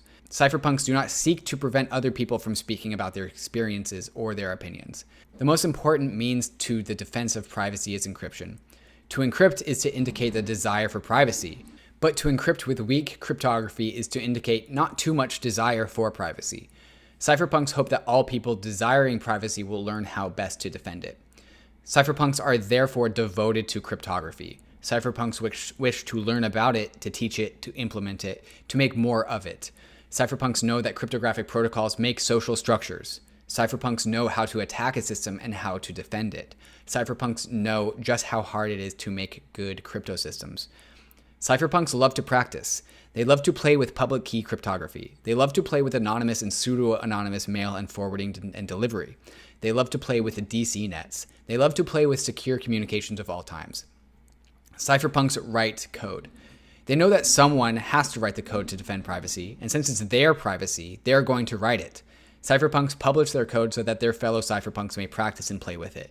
Cypherpunks realize that security is not built in a day and are patient with incremental progress. Cypherpunks don't care if you don't like their software they write. Cypherpunks know that their software can't be destroyed. Cypherpunks know that a widely dispersed system can't be shut down. Cypherpunks will make the networks safe for privacy. Continued. The second meeting of the Cypherpunks will be Saturday at noon. John Gilmore has graciously provided us with a meeting space at the new Cygnus support offices. These offices are so new, in fact, that Cygnus will not have been moved in yet. This meeting will be a bring your own pillow or chair, since it will likely be held in a largely empty space. Directions are at the end of this message. Attendance is transitive trust, arbitrarily deep. Invite whoever you want, let them also do so, and so on. Invite them also to join the mailing list. Do not, however, just post the announcement. Time will come for that. I'd like everyone who plans on attending this meeting to send me hughes@soda.berkeley.edu a message telling me so. I'd like to get a rough head count before Saturday for game planning. We are starting at noon because of popular demand. Eat beforehand or bring a burrito or something. It will be fine to eat during the first segment. It won't be any more disruptive than the game is. Bring your own PGP public key for in-person key distribution, preferably on diskette. We need a portable PC or 3 to do key distribution. If you have one you can bring, post it to the list and tell people. We realized after the first meeting that a strict schedule was nonsense. This meeting will have a very informal schedule. Starting at noon, we're going to play session 2 of the Crypto Anarchy game, in which players try to conduct business under the watchful eyes of others. We want to play for 2 hours and then have a discussion about experiences afterwards for about an hour. Some of the improvements over last time will flatter denominations of money, wider distribution of commodities, more watchers, governmental and otherwise, and perhaps some pre-printed forms. We'll take a break to regroup for about 10 or 20 minutes. For the second half, we'll talk about the security of remailers. I'll lead the discussion. We'll be designing protocols and analyzing attacks and defenses. I've done this with DigiCash for electronic money protocols, and remailers are much easier, but still probably more than an afternoon's discussion. We'll do this until 6 or so when people will have to start leaving. Everyone who wants to will go out to dinner. I don't know any of the restaurants down there. Perhaps someone can suggest one. And then the rest of the email is the directions. Okay, so back to Peter Pan's article. That was just an email thread that was part of the Cypherpunks email thread. Now we're back to the article from Peter Pan. Cypherpunks assume privacy is a good thing and wish there were more of it. Cypherpunks are devoted to cryptography. Cypherpunks love to practice. Cypherpunks write code. Unlike other political movements throughout history, the cypherpunks were able to equally match and defeat the government through direct action. An archive of the messengers are available online. Here's an archive of the first year of messengers. There's a link in the article. John Gilmore's shenanigans. So while Gilmore was running his company, organizing crypto rebel meetups, he was caught up with another hobby of his, annoying the NSA. He had been battling a court case with the NSA and scored another win for the cypherpunks.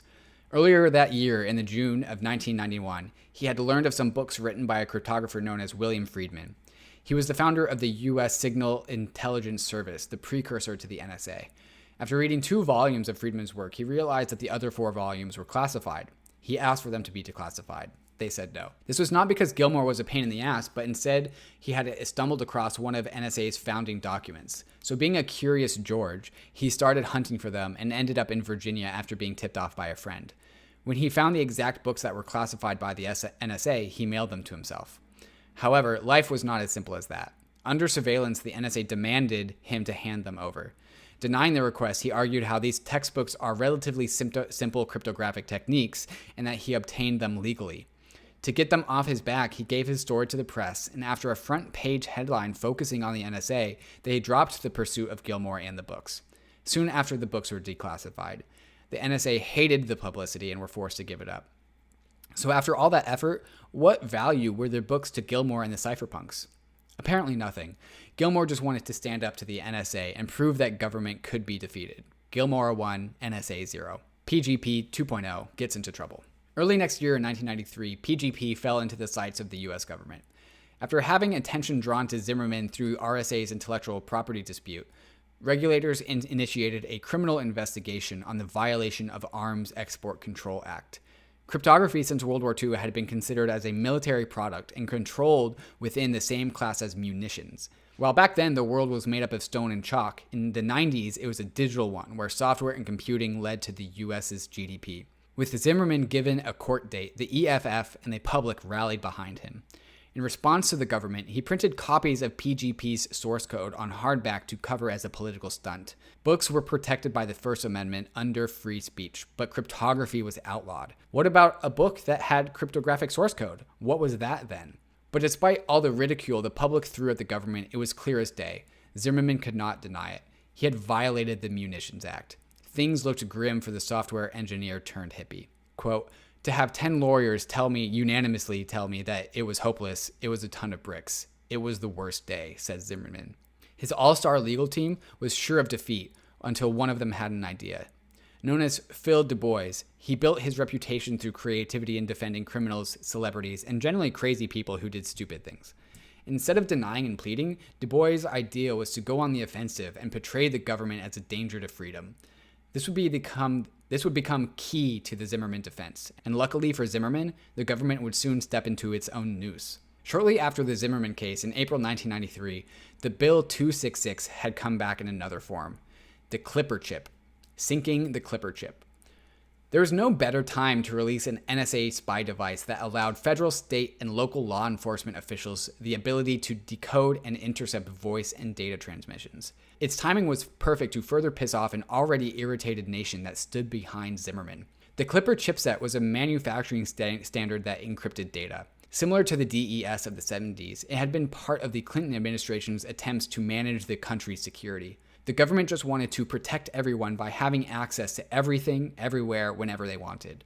And while the DES of the 70s had had suspicions of being backdoored, the Clipper chip was straightforward about it. It was part of the chip's inherent design and was openly announced through its proposal. It had a slight improvement upon the DES 56-bit key and used an 80-bit key. And like most government projects today, back then you could also trust the quality of the work. That's sarcasm, by the way.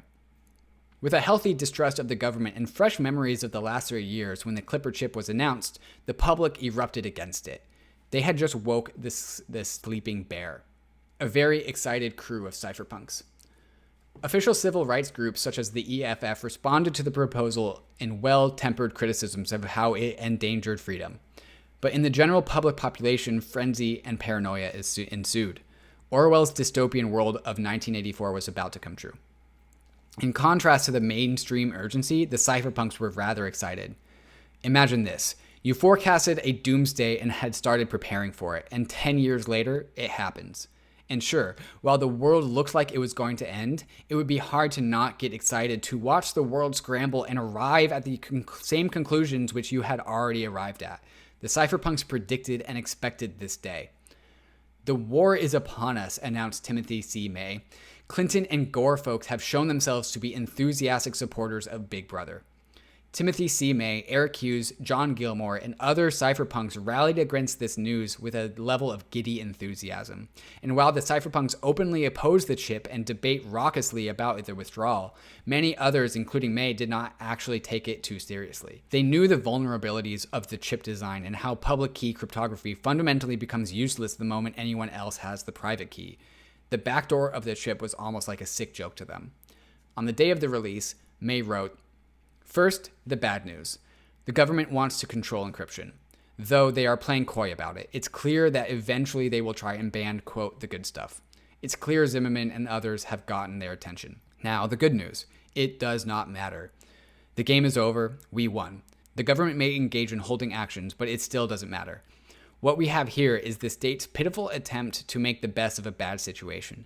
This amazing policy announcement is a tacit admission of defeat. How can I be so sure? The cat is out of the bag. Free, mil-spec data encryption is readily available for all. Within a year, equivalent voice encryption freeware will join it. There is no way the government can stuff the encryption cat back into the bag. They can pass their laws. We will do as we please, and they will help us." Nonetheless, there had been an emergency meeting at the offices of Cygnus Support. With 50 cypherpunks tightly packed into a room, they would brainstorm ideas to destroy and rebel against the government. Similar to how in Fight Club, Tyler Durden would hand out assignments, the cypherpunks printed off parody stickers that said Intel Inside and stuck them inside of computer stores where May had originally drawn it on a whiteboard as a joke, referring to Big Brother Inside. Other designed t-shirts that shouted "Fight the Clipper" had lines from May's Crypto Anarchist Manifesto. Whitefield Diffie was a major influencer during this Clipper chip saga and would later write a famous public letter to the Clinton administration. Here's an excerpt. "No right of private conversation was enumerated in the Constitution. I don't suppose it occurred to anyone at the time that it could be prevented. Now, however, we are on the verge of a world in which electronic communication is both so good and so inexpensive that intimate business and personal relationships will flourish between parties who can at most occasionally afford the luxury of traveling to visit each other. If we do not accept the right of these people to protect the privacy of communication, we take a long step in the direction of a world in which privacy will only belong to the rich. The import of this is clear. The decisions we make about communication security today will determine the kind of society we live in tomorrow." Early next year in 1994, a national council of 40 experts, industry leaders, and academics wrote a public open letter to the Clinton administration, asking for the Clipper proposal to be withdrawn. This group of 40 included all three original creators of public key cryptography, Martin Hellman, Whitfield Diffie, and Ralph Merkle. Ronald Rivest, one of the creators of the RSA encryption, David Chaum, founder of DigiCash, Philip Zimmerman, creator of PGP. Here's an excerpt. "The Clipper proposal should not be adopted. We believe that if this proposal and the associated standards go forward, even on a voluntary basis, privacy protection will be diminished, innovation will be slowed, government accountability will be lessened, and the openness necessary to ensure the successful development of the nation's communications infrastructure will be threatened." Next section. Government, don't worry, we have it covered. Next year, during May of 1995, the NSA finally responded.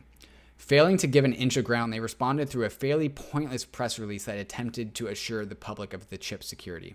The cryptographic strength of the Clipper algorithm is very substantial and should be highlighted. With regard to the AT&T TSD 3600 device and other similar devices, these vendors almost exclusively employ DES encryption. DES encryption is based on the use of 56B key information. Clipper employs an algorithm which is based upon an 80-bit key. Although it's only 24 bits longer, Clipper encryption provides 16 million times as many permutations, which makes it geometrically more difficult to decrypt. This fact is a critical counterpart to the encryption methodology and makes Clipper encryption attractive. By 1994, the communications manufacturer AT&T had started creating hardware with the chip. Communication companies were starting to use the chip. But despite this, the ideology of the Cypherpunks had reached far and wide. As the chip was released into commercial products, the Cypherpunks soon had eyes on the restricted design of the chip. An AT&T embedded systems engineer called Matt Blaze had the job in testing the chip for production and was able to examine it closely. He discovered that while the cipher itself was relatively secure, the NSA's key for access to the encrypted backdoor was only a 16-bit hash that could be brute forced. It turned out that Blaze was also a cypherpunk and part of the mailing list. After consolidating his findings, he published them in 1994, effectively breaking the chip's design. Soon after his findings, the Clipper chip was discarded and found impractical by the government and also commercial producers. The tides were finally starting to turn. Next year, the Cypherpunks' efforts would continue and transition into a series of legal battles. Karn versus the United States. Soon after the vulnerability of the Clipper chip was released, a programmer known as Philip R. Karn stepped up to challenge the government's classification of cryptography as a munition. He ordered an assessment of a book that contained cryptographic source codes for encryption algorithms. Unable to dispute the claim, it was found that the book was not subject to the Munitions Act. Karn continued to request a second assessment of the book's CD disk, which contained the source code detailed inside the book. But unable to prove otherwise, it fell under the Munitions Act. The nuances here were decided on the potential ability to cause malice through the medium in which the source code was held on, but his efforts would not be wasted. Bernstein versus the United States. Next year in 1995, Karn's case held the legal grounds for another challenge. A student of Berkeley called Daniel J. Bernstein attempted to publish a paper along with source code about his encryption protocol, and through his publication challenged the Munitions Act in Federal Trial Court of Northern California. Based off the precedent of Karn versus the United States, the court ruled that the source code inside the paper was speech protected under the First Amendment. While Karn's case had ruled text forms of source code to fall outside of the Munitions Act, Bernstein's case proved it to be protected by the First Amendment under free speech. The pieces of the puzzle were slowly coming together. Junger versus United States. Peter Junger would be the next to challenge the Munitions Act. He was a law professor who enjoyed teaching from first principles and wanted his students to not only study but also play with concepts explored. For one of his courses, he was restricted to only take in international non-US citizens, as he had included an encryption program in the course materials where it officially recognized as the export of cryptography. Held back from teaching, he announced his case against the Munitions Act, believing that it violated the First Amendment. Leveraging the recent cases of Karn and Bernstein, Junger's case would emerge victorious later in 1999 to conclude how software would be protected by the First Amendment. But immediately after Junger's initial challenge, the Clinton administration gave in. Junger's case would only be closed later on. Later that year, on the 12th of October 1996, President Bill Clinton signed Executive Order 13026. Cryptography was officially removed from the munitions list and placed on a lightly controlled schedule. The export of cryptography was no longer prohibited. Through this order, Zimmerman's case would also be dismissed as the consequences of exporting no longer carried any weight. The battle was won. But was it over? No. Coming full circle from Hellman, Diffie, and Merkle. Later in 1998, as the remaining legal cases surrounding cryptography were finally being closed, Gilmore looked to press on and completely destroy the government's claim and involvement on future cryptographic technology. The Cypherpunks community has set their sights on the DES. Originally released in 1976, it was an encryption standard that was provided for commercial use. The DES was what Martin Hellman and Whitfield Diffie had opposed and what inspired the open publication of public key cryptography. One of their criticisms of the DES was that it was 56-bit key was theoretically vulnerable to a brute force attack, but back in the 1970s, doing so was considered unfeasible with the degree of computing power available. But in the year 1998, it was a different story. Later that year, RSA Data Security released a bounty to see who could crack a DES secured message. After 5 months, it would be solved. They set a bigger bounty of $10,000 to see if anyone could do it faster and better. After missing the boat on the first challenge, Gilmore, who by then had a successful business, took on the challenge with a cryptographer called Paul Kocher. He worked under and was trained by Martin Hellman, one of the 3 original public key inventors. Fitting for the mission that would bring history full circle, Gilmore and Kocher spent $222,000 to build a computer called Deep Crack.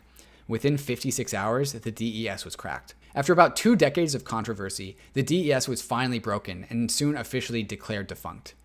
By the year 2000, all restrictions and regulations surrounding cryptography had been removed by the government. Open source cryptography was legal and allowed.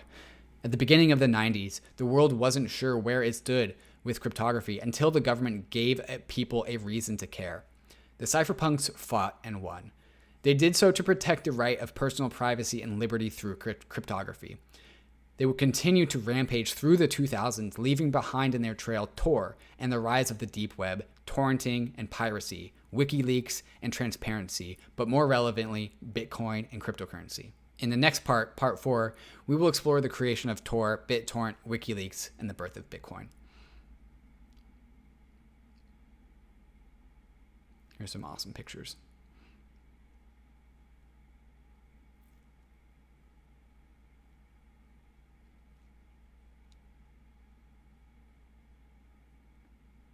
Standing on the shoulders of giants, huh?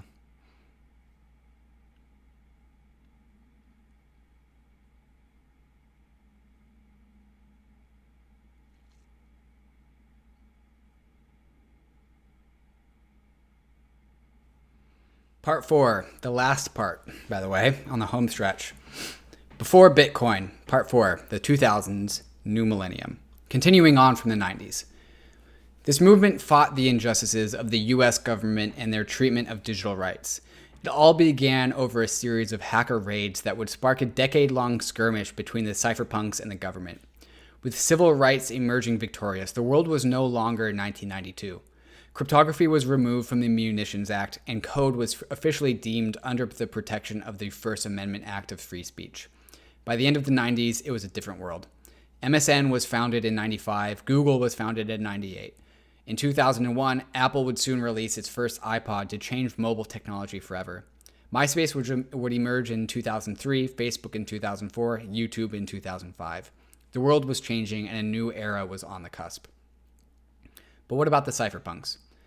After the late 90s victory over the government, there was a short time period in which things seemed quiet, and naturally there was no need for an underground dwelling of rebels anymore. Cryptography was legally open source, and its export from the US spread strong cryptography all over the world. By the 2000s, cypherpunk mailing list activity was dying out. After the attack on 9/11, the government questionably increased their brute force authorization on hosting services for investigations, and soon cypherpunk mailing lists were shut down. As a joke, one of the last cypherpunk mailing lists renamed themselves to cypherpunk@alqaeda.net. In a recent video conference call in 2016, Timothy C. May remembers that, quote, "I didn't think it would be too smart to be part of a group labeled alqaeda.net." Many others thought the same, and the members of the list fled elsewhere. With over thousands of messages spanning over nearly a whole decade, it served as the cypherpunk war room and the home of the 90s techno-libertarian spirit. With the infamous mailing list coming to an end, things were just getting started for the cypherpunks. A Cambrian explosion of internet information services would erupt in the following decade and change society forever. And with developing applications of the internet from file sharing, video streaming, gaming, e-commerce, the cypherpunk missions of privacy and uncensored technological freedom stayed ever relevant. The cypherpunk spirit continuously lives on through BitTorrent, the Tor network, Pirate Bay, WikiLeaks, the Silk Road, darknet markets, and all its contributors, where many were part of the original cypherpunks mailing list. Julian Assange was a very active member back in 1995, and so were core members of the Tor project, BitTorrent, and other open source advocates, but also through Bitcoin and the Web 3.0. We often lose track of perspective of where we are in history. It is far too easy to look no further beyond the local maximum of technological innovation. That was the reason I wrote the series before Bitcoin. Bitcoin wasn't a eureka moment. It was a technology constructed with ideas and blueprints spanning over nearly half a century. It is part of a movement that has been brewing for the last 40 to 50 years, starting with Martin Hellman, Whitfield Diffie, and Ralph Merkle's open source publication of public key cryptography. They started the movement of the cypherpunks that would seed the ideology behind Bitcoin. It enabled true immutability and censorship-resistant data, but more importantly, it was a significant 0-to-1 moment for decentralized technologies. The ragtag bits and pieces making up Bitcoin can be found in the waking trail of the cypherpunks. Satoshi built Bitcoin along with Hal Finney, Nick Szabo, and Wei Dai. It was handcrafted by the veterans of the 90s Cryptowars. It was part of the inventing spirit of the cypherpunk movement that will continue to live on. While this might be a historical series, it is yet to conclude, as we are all part of it and continuing it. It seems motionless and still, but one thing is certain in history, and that is change. And change has been part of the cypherpunks movement for the last 40 to 50 years. We have to take a step back and appreciate that Bitcoin, and now Ethereum, is simply another piece of the puzzle that will fit into our story and the movement of the cypherpunks. It is simply just another important stepping stone for the movement. Just like public key cryptography, the cypherpunks mailing list, BitTorrent, Tor, and WikiLeaks. We have to look beyond what is in the present and into the future in order to shape the world that we want. While David Chaum knew about the consequences of a centralized internet, no one else believed him to work towards a better future. We may not realize it, but we are moving towards something that is way bigger than anyone can imaginably conceive. A future built on cryptography and liberty. Even back in the 70s, Martin Hellman and Whitfield Diffie knew it themselves. We stand on the brink of a revolution in cryptography. Here's some more pictures. Here's Andreas Antonopoulos talking about Bitcoin to a crowd of 4 people in an empty room in 2013. Wow. Here's Gavin Wood presenting Ethereum at DevCon 1. Thank you, and it has been a pleasure writing this series. I hope you have enjoyed it. History is rich and full of surprises. It simply takes some effort to look around. There's a lot to be gained: knowledge, gratitude, and wisdom. Next time, look into it. You will find richness and delight on par with the creation of public key cryptography and the cypherpunks themselves. The Before Bitcoin series pays homage to all the heroes who fought to protect privacy, freedom, and liberty.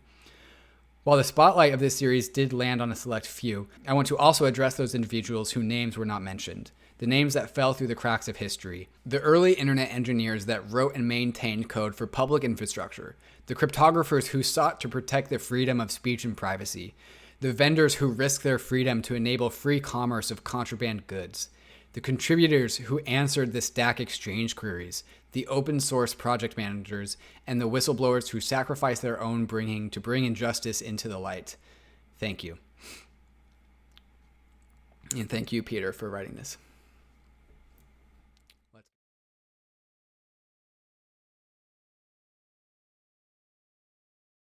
Hey, we hope you enjoyed the video. If you did, head over to Bankless HQ right now to develop your crypto investing skills and learn how to free yourself from banks and gain your financial independence. We recommend joining our daily newsletter, podcast, and community as a Bankless Premium subscriber to get the most out of your Bankless experience. You'll get access to our market analysis, our alpha leaks, and exclusive content, and even the Bankless token for airdrops, raffles, and unlocks. If you're interested in crypto, the Bankless community is where you want to be. Click the link in the description to become a Bankless Premium subscriber today. Also, don't forget to subscribe to the channel for in-depth interviews with industry leaders, Ask Me Anythings, and weekly roll-ups where we summarize the week in crypto and other fantastic content.